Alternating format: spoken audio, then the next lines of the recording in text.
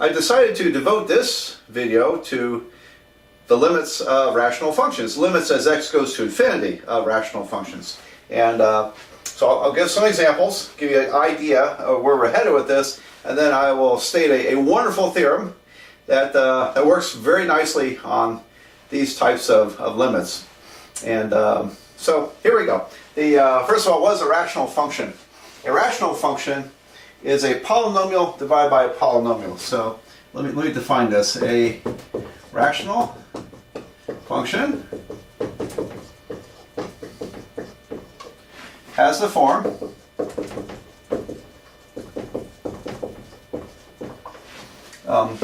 p of x divided by q of x, where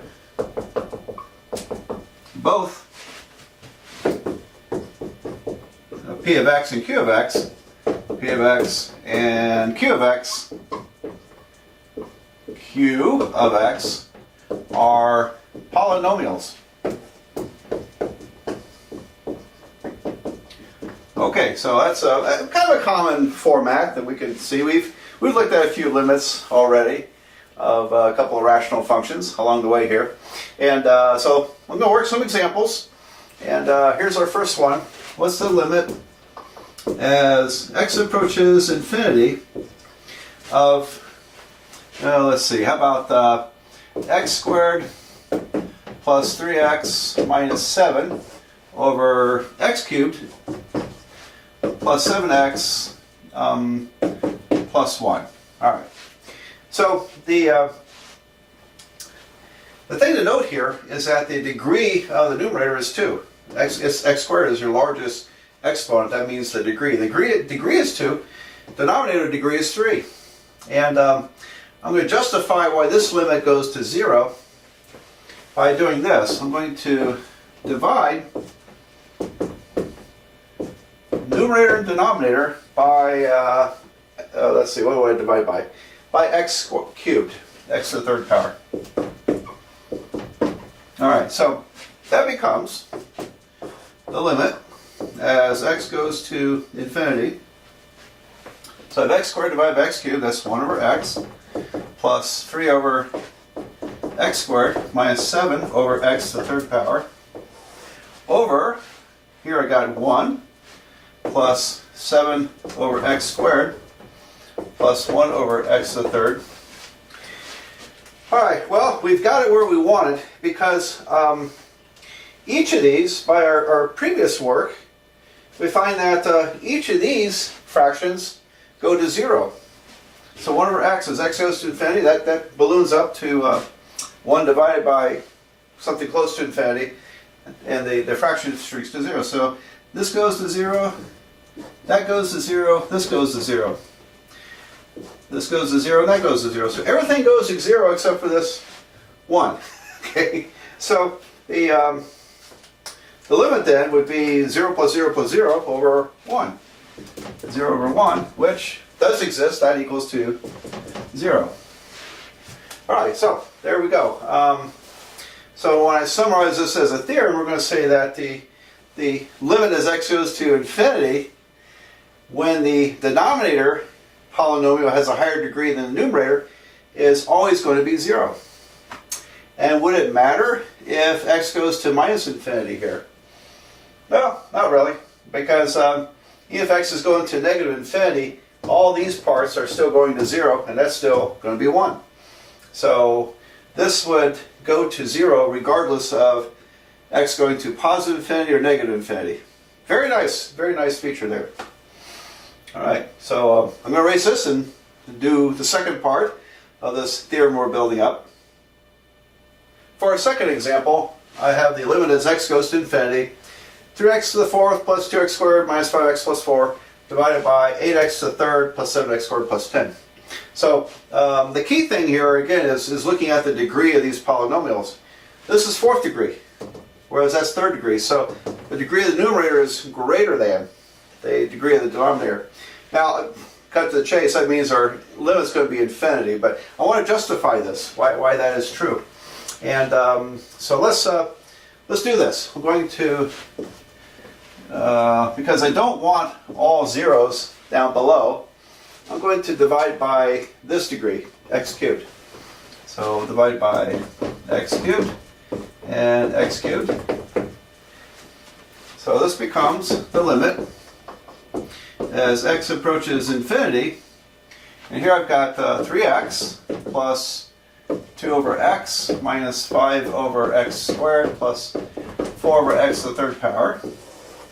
Downstairs I've got 8 plus 7 over x plus 10 over x. Alright, so I didn't, if I had divided by x to the fourth, I would have had 3 here and I would have had 8 over x here, and I would have had division by 0. Okay.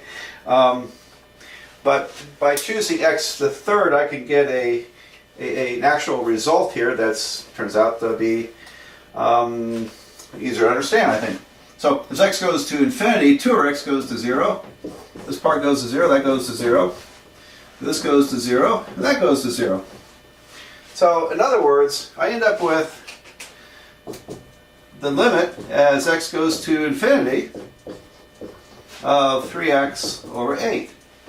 Well, that's going to blow up to infinity, isn't it? Because as x gets larger, the multiplying by 3/8 will shrink it a little bit, but as x grows large, the fraction gets unlimited in size. So anyway, this limit is positive infinity. All right, so we note then that the degree of the polynomial, if it's larger on top than down below, it looks like we're going to get infinity. Now what we have to be careful about is when x goes to negative infinity, what's going to happen. And later on, perhaps, if I have a negative up here, would that matter?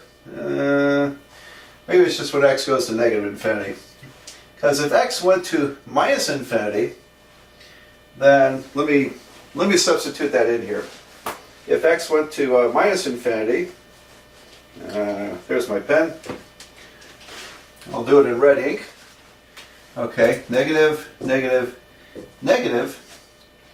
Then, at this point, that's going to negative infinity. So the limit is negative infinity. All right, so I have to be kind of careful on this type as x goes to negative infinity or positive infinity. Is it positive infinity or negative infinity? All right, well, we'll have to check those out.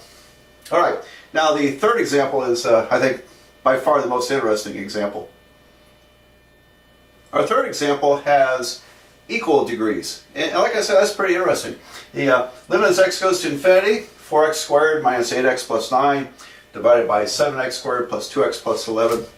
We're going to do this, a similar technique to justify everything. I'm going to divide each of these by x to the second power. And we'll see what happens. So when I divide by x to the second power, I get the limit as x goes to infinity.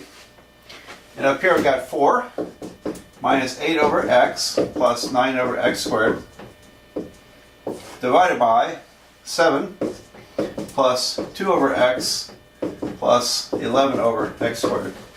Alright, to get the sense that the only thing that really counts in these rational functions are the leading terms.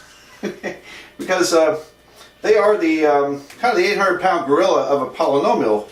It would be the leading term because it sort of dictates the majority of the behavior of the function. It carries the most size when x gets large, at least. Alright, now, so in this case, these other parts, if we divide by x squared in this problem, they all go down to 0. As x goes to infinity, these fractions all go to 0. So what I'm left with is 4/7. 4/7. And what you can see here, here's your 4/7. So, wouldn't that make a great theorem? If these have the same degree, then the limit is the ratio, we'll call it the ratio of the leading coefficients. So a leading coefficient is a number multiplying the leading term, the highest degree term. So this polynomial, x squared, largest exponent is 2. The leading coefficient is 4. And down here the leading coefficient is 7. Very, very nice theorem. Now, what happens as x goes to minus infinity here? Well, it wouldn't matter because these parts go to 0, so I still have the ratio of the leading coefficients. So this won't matter whether the limit goes to positive infinity or negative infinity. Okay. Well, I'm going to summarize this, these three examples in a wonderful theorem. In class, I usually call it Davidson's theorem because a lot of textbooks don't print it, but maybe it's more properly called the rational function limit theorem. Maybe we could call it that. So anyway, let me erase the board. I'm going to lay out this theorem. I really like this theorem. It's so handy. And I think the first time I taught calculus, for some reason it wasn't in that textbook, and I thought, well, let's go ahead and put it out there because it's very useful. Don't know why they wouldn't include that in that textbook. Some textbooks do have this. All right, here's the theorem. Let p of x and q of x be polynomials such that, this means the degree of p of x is m and the degree of q of x is n. And so I know I write these in cursive, so if you're not used to cursive, that's an m and this is an n. And all right, so be that as it may, then we have three parts of this theorem. The limit as x goes to infinity of p of x over q of x is the same as the limit as x approaches minus infinity, p of x over q of x, and both those equal to 0 when m is less than n. All right, so in other words, in this example, when this degree is smaller than that polynomial, so this degree of this polynomial is less than that degree, in other words, this is a larger polynomial, then it doesn't matter which infinity we go to, the limit's going to be 0. And of course that's the provision when m is less than n. So very, very nice to know that. It's because the denominator is much larger, much heavier than the numerator. You get 0. So, all right. By the way, I'm not going to prove this theorem. The indication of the proof of the theorem is how I worked the previous examples. And for example, you would divide these by, what would you divide by? I think you divide by x to the nth power. And so you can make your argument. It's a little tedious to prove that theorem. And being an introductory course in the calculus, I don't think we have to prove everything in here. But the way I justified it in those examples, it would lead you to a method of proving this in a more formal sense. All right, part 2. Part 2, the limit as x approaches infinity of p of x over q of x is equal to infinity or minus infinity when n, well, let's say m is greater than n. When m is greater than m. This one's a little trickier to state. And, well, which one is it? Is it infinity or is it minus infinity? Well, it depends. It depends. Let me say it depends on the function, how it's behaving, whether it's going to be positive infinity or negative infinity. And so that's going to have to be investigated separately, which infinity it's going to. But in this case, the numerator polynomial is larger than the denominator polynomial, has a larger degree, so it's growing much faster than the denominator. So it's going to head to either infinity or negative infinity, depending on what's going on here with this. Okay. Likewise, this would work for negative infinity. X goes to negative infinity. So how about if I put plus or minus here? The limit as x goes to plus infinity or minus infinity would be one of these infinities It depends whenever the numerator is larger. All right, that's not a tremendously rigorous way of stating this, but I want to bring this course into more of an intuitive feel, being an introductory course. All right, finally, the third part of this, the limit as x approaches infinity, p of x over q of x is the same as the limit as x approaches minus infinity, p of x over q of x. And that's equal to the, let's see, what should we call this? The ratio of the leading coefficients. The ratio of the leading coefficients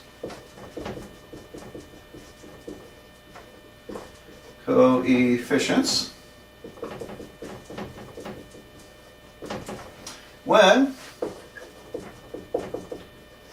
the degrees are equal, m equals to n. So this is when these are equal degree, then we look at the leading coefficients. I explained that a little earlier. And so the ratio would mean this leading coefficient divided by that leading coefficient. It's the number multiplying the highest degree term. This works when these have equal degree. So there we go. I think I'll tackle some of these limits in the next video with a bunch of examples. And we'll partly use this, we'll partly use some other ideas related to this.